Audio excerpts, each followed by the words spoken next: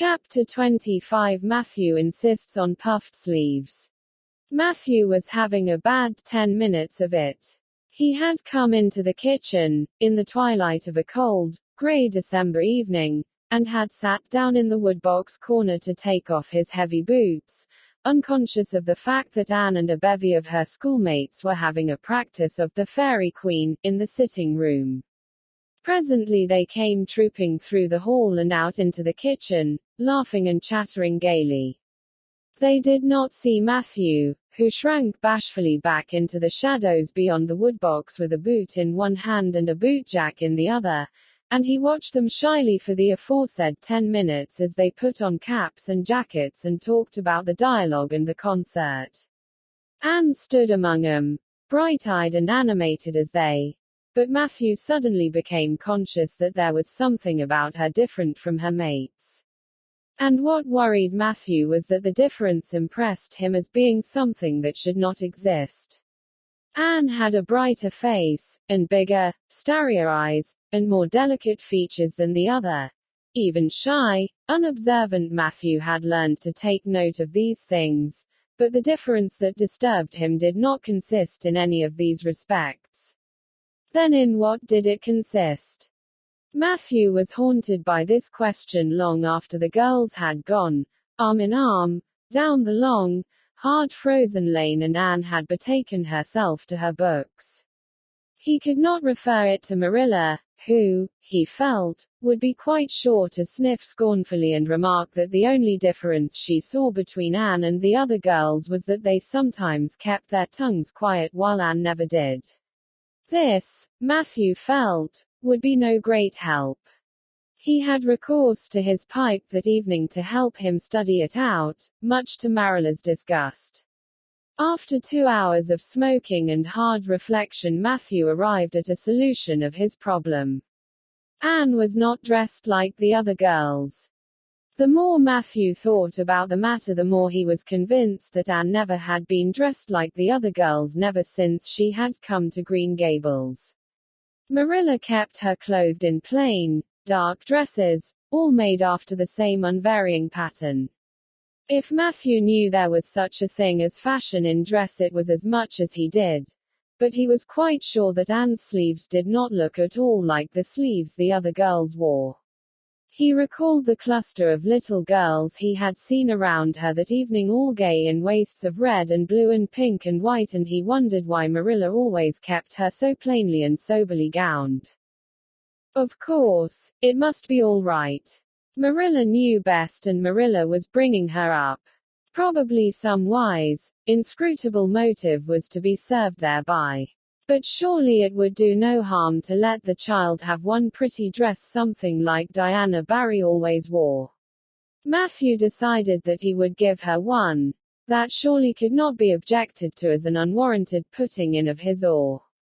Christmas was only a fortnight off. A nice new dress would be the very thing for a present. Matthew, with a sigh of satisfaction, put away his pipe and went to bed, while Marilla opened all the doors and aired the house. The very next evening Matthew betook himself to Carmody to buy the dress, determined to get the worst over and have done with it. It would be, he felt assured, no trifling ordeal. There were some things Matthew could buy and prove himself no mean bargainer, but he knew he would be at the mercy of shopkeepers when it came to buying a girl's dress. After much cogitation, Matthew resolved to go to Samuel Lawson's store instead of William Blair's. To be sure, the Cuthberts always had gone to William Blair's. It was almost as much a matter of conscience with them as to attend the Presbyterian church and vote Conservative. But William Blair's 2 daughters frequently waited on customers there, and Matthew held them in absolute dread. He could contrive to deal with them when he knew exactly what he wanted and could point it out. But in such a matter as this, requiring explanation and consultation, Matthew felt that he must be sure of a man behind the counter. So he would go to Lawson's, where Samuel or his son would wait on him. Alas! Matthew did not know that Samuel, in the recent expansion of his business, had set up a lady clerk also.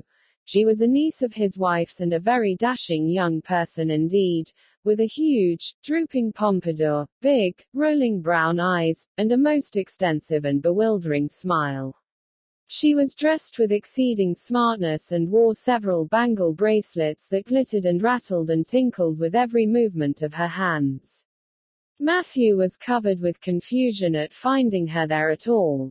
And those bangles completely wrecked his wits at one fell swoop. "What can I do for you this evening, Mr. Cuthbert?"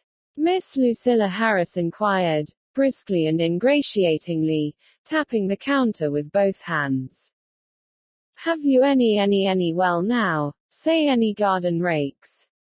stammered Matthew. Miss Harris looked somewhat surprised, as well she might, to hear a man inquiring for garden rakes in the middle of December.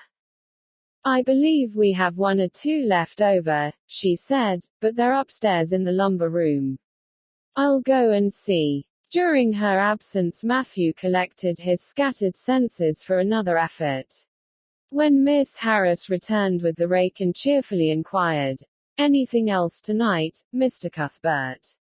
Matthew took his courage in both hands and replied, "Well now, since you suggest it, I might as well take that as look at buy some hayseed." Miss Harris had heard Matthew Cuthbert called odd. She now concluded that he was entirely crazy. "We only keep hayseed in the spring," she explained loftily. "We've none on hand just now."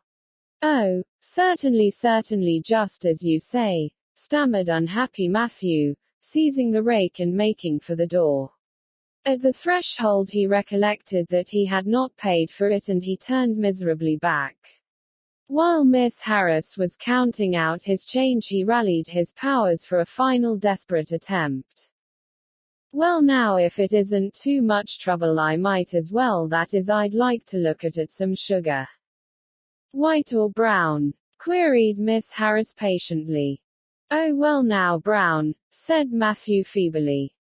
"There's a barrel of it over there," said Miss Harris, shaking her bangles at it. "It's the only kind we have."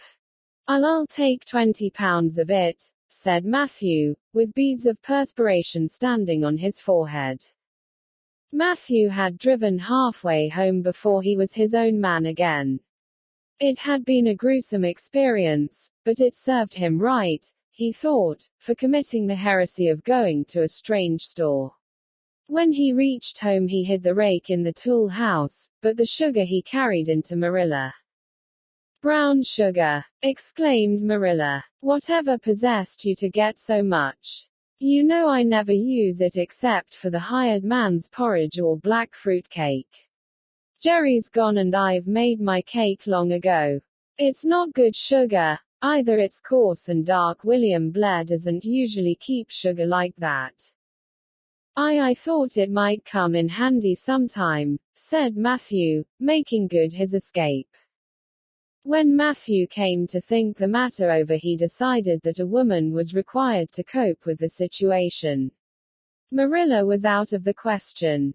Matthew felt sure she would throw cold water on his project at once.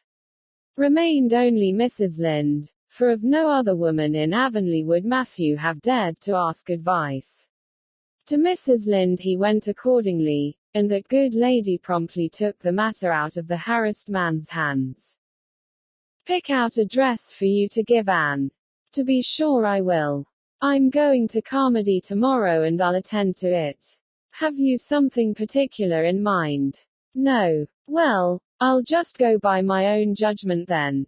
I believe a nice rich brown would just suit Anne, and William Blair has some new Gloria in that's real pretty. Perhaps you'd like me to make it up for her, too, seeing that if Marilla was to make it, Anne would probably get wind of it before the time and spoil the surprise." "Well, I'll do it." "No, it isn't a mite of trouble. I like sewing. I'll make it to fit my niece, Jenny Gillis, for she and Anne are as like as two peas as far as figure goes." "Well now, I'm much obliged," said Matthew, And I dunno, but I think they make the sleeves different nowadays to what they used to be. If it wouldn't be asking too much, I'd like them made in the new way. Puffs. Of course. You needn't worry a speck more about it, Matthew. I'll make it up in the very latest fashion, said Mrs. Lynde. To herself she added when Matthew had gone. It'll be a real satisfaction to see that poor child wearing something decent for once. The way Marilla dresses her is positively ridiculous, that's what, and I've ached to tell her so plainly a dozen times. I've held my tongue though, for I can see Marilla doesn't want advice and she thinks she knows more about bringing children up than I do, for all she's an old maid. But that's always the way. Folks that has brought up children know that there's no hard and fast method in the world that'll suit every child. But them as never have think it's all as plain and easy as rule of 3, just set your 3 terms down so fashion, and the sum, LL work out correct. But flesh and blood don't come under the head of arithmetic, and that's where Marilla Cuthbert makes her mistake. I suppose she's trying to cultivate a spirit of humility in Anne by dressing her as she does, but it's more likely to cultivate envy and discontent. I'm sure the child must feel the difference between her clothes and the other girls. But to think of Matthew taking notice of it. That man is waking up after being asleep for over 60 years. Marilla knew all the following fortnight that Matthew had something on his mind, but what it was she could not guess, until Christmas Eve, when Mrs. Lynde brought up the new dress. Marilla behaved pretty well on the whole, although it is very likely she distrusted Mrs. Lynde's diplomatic explanation that she had made the dress because Matthew was afraid Anne would find out about it too soon if Marilla made it. So this is what Matthew has been looking so mysterious over and grinning about to himself for 2 weeks, is it? She said a little stiffly but tolerantly. I knew he was up to some foolishness. Well, I must say I don't think Anne needed any more dresses. I made her 3 good, warm, serviceable ones this fall, and anything more is sheer extravagance. There's enough material in those sleeves alone to make a waist, I declare there is. You'll just pamper Anne's vanity, Matthew, and she's as vain as a peacock now. Well, I hope she'll be satisfied at last, for I know she's been hankering after those silly sleeves ever since they came in, although she never said a word after the first. The puffs have been getting bigger and more ridiculous right along. They're as big as balloons now. Next year anybody who wears them will have to go through a door sideways. Christmas morning broke on a beautiful white world. It had been a very mild December and people had looked forward to a green Christmas, but just enough snow fell softly in the night to transfigure Avonlea. Anne peeped out from her frosted gable window with delighted eyes. The firs in the haunted wood were all feathery and wonderful. The birches and wild cherry trees were outlined in pearl. The plowed fields were stretches of snowy dimples, and there was a crisp tang in the air that was glorious. Anne ran downstairs singing until her voice re-echoed through Green Gables. Merry Christmas, Marilla. Merry Christmas, Matthew. Isn't it a lovely Christmas? I'm so glad it's white. Any other kind of Christmas doesn't seem real, does it? I don't like green Christmases. They're not green, they're just nasty faded browns and grays. What makes people call them green? Why Matthew, is that for me? Oh, Matthew. Matthew had sheepishly unfolded the dress from its paper swathings and held it out with a deprecatory glance at Marilla, who feigned to be contemptuously filling the teapot, but nevertheless watched the scene out of the corner of her eye with a rather interested air. Anne took the dress and looked at it in reverent silence. Oh, how pretty it was, a lovely soft brown gloria with all the gloss of silk, a skirt with dainty frills and shirrings, a waist elaborately pintucked in the most fashionable way, with a little ruffle of filmy lace at the neck. But the sleeves, they were the crowning glory. Long elbow cuffs, and above them two beautiful puffs divided by rows of shirring and bows of brown silk ribbon. "That's a Christmas present for you, Anne," said Matthew shyly. Why, Anne, don't you like it?" Well now. For Anne's eyes had suddenly filled with tears. "Like it? Oh, Matthew." Anne laid the dress over a chair and clasped her hands. "Matthew, it's perfectly exquisite. Oh, I can never thank you enough. Look at those sleeves. Oh, it seems to me this must be a happy dream." Well, let us have breakfast," interrupted Marilla. "I must say, Anne, I don't think you needed the dress. But since Matthew has got it for you, see that you take good care of it. There's a hair ribbon Mrs. Lynde left for you. It's brown, to match the dress. Come now, sit in." "I don't see how I'm going to eat breakfast," said Anne rapturously. "Breakfast seems so commonplace at such an exciting moment. I'd rather feast my eyes on that dress. I'm so glad that puffed sleeves are still fashionable. It did seem to me that I'd never get over it if they went out before I had a dress with them. I'd never have felt quite satisfied, you see. It was lovely of Mrs. Lynde to give me the ribbon too. I feel that I ought to be a very good girl indeed. It's at times like this I'm sorry I'm not a model little girl, and I always resolve that I will be in future. But somehow it's hard to carry out your resolutions when irresistible temptations come. Still, I really will make an extra effort after this." When the commonplace breakfast was over, Diana appeared, crossing the white log bridge in the hollow, a gay little figure in her crimson ulster. Anne flew down the slope to meet her. "Merry Christmas, Diana. And oh, it's a wonderful Christmas. I've something splendid to show you. Matthew has given me the loveliest dress, with such sleeves. I couldn't even imagine any nicer. I've got something more for you," said Diana breathlessly. "Here, this box. Aunt Josephine sent us out a big box with ever so many things in it, and this is for you. I'd have brought it over last night, but it didn't come until after dark, and I never feel very comfortable coming through the haunted wood in the dark now." Anne opened the box and peeped in. First a card with, "For the Anne girl and Merry Christmas," written on it, and then, a pair of the daintiest little kid slippers, with beaded toes and satin bows and glistening buckles. "Oh," said Anne, "Diana, this is too much. I must be dreaming." "I call it providential," said Diana. "You won't have to borrow Ruby's slippers now, and that's a blessing, for the 2 sizes too big for you, and it would be awful to hear a fairy shuffling. Josie Pye would be delighted. Mind you, Rob Wright went home with Gertie Pye from the practice night before last. Did you ever hear anything equal to that?" All the Avonlea scholars were in a fever of excitement that day, for the hall had to be decorated and a last grand rehearsal held.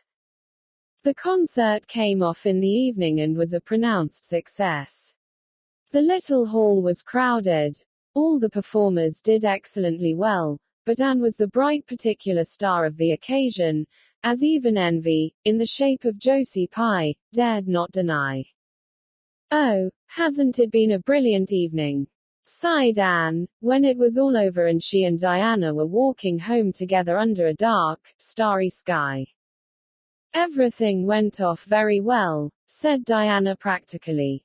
"I guess we must have made as much as $10. Mind you, Mr. Allen is going to send an account of it to the Charlottetown papers." "Oh, Diana, will we really see our names in print? It makes me thrill to think of it. Your solo was perfectly elegant, Diana. I felt prouder than you did when it was encored. I just said to myself, it is my dear bosom friend who is so honored." Well, your recitations just brought down the house, Anne. That sad one was simply splendid. Oh, I was so nervous, Diana. When Mr. Allen called out my name, I really cannot tell how I ever got up on that platform. I felt as if a million eyes were looking at me and through me, and for one dreadful moment I was sure I couldn't begin at all. Then I thought of my lovely puffed sleeves and took courage. I knew that I must live up to those sleeves, Diana. So I started in, and my voice seemed to be coming from ever so far away. I just felt like a parrot. It's providential that I practiced those recitations so often up in the garret, or I'd never have been able to get through. Did I groan all right? Yes, indeed, you groaned lovely, assured Diana. I saw old Missy Sloane wiping away tears when I sat down. It was splendid to think I had touched somebody's heart. It's so romantic to take part in a concert, isn't it? Oh, it's been a very memorable occasion indeed. Wasn't the boys' dialogue fine? Said Diana. Gilbert Blythe was just splendid. Anne, I do think it's awful mean the way you treat Gil. Wait till I tell you. When you ran off the platform after the fairy dialogue, one of your roses fell out of your hair. I saw Gil pick it up and put it in his breast pocket. There now. You're so romantic that I'm sure you ought to be pleased at that. It's nothing to me what that person does, said Anne loftily. I simply never waste a thought on him, Diana. That night Marilla and Matthew, who had been out to a concert for the first time in 20 years, sat for a while by the kitchen fire after Anne had gone to bed. Well now, I guess our Anne did as well as any of them, said Matthew proudly. Yes, she did, admitted Marilla. She's a bright child, Matthew. And she looked real nice too. I've been kind of opposed to this concert scheme, but I suppose there's no real harm in it after all. Anyhow, I was proud of Anne tonight, although I'm not going to tell her so. Well now, I was proud of her and I did tell her so, for she went upstairs, said Matthew. We must see what we can do for her some of these days, Marilla. I guess she'll need something more than Avonlea School by and by. There's time enough to think of that, said Marilla. She's only 13 in March. Though tonight it struck me she was growing quite a big girl. Mrs. Lynde made that dress a mite too long, and it makes Anne look so tall. She's quick to learn and I guess the best thing we can do for her will be to send her to Queen's after a spell. But nothing need be said about that for a year or two yet. Well now, it'll do no harm to be thinking it over off and on, said Matthew. Things like that are all the better for lots of thinking over.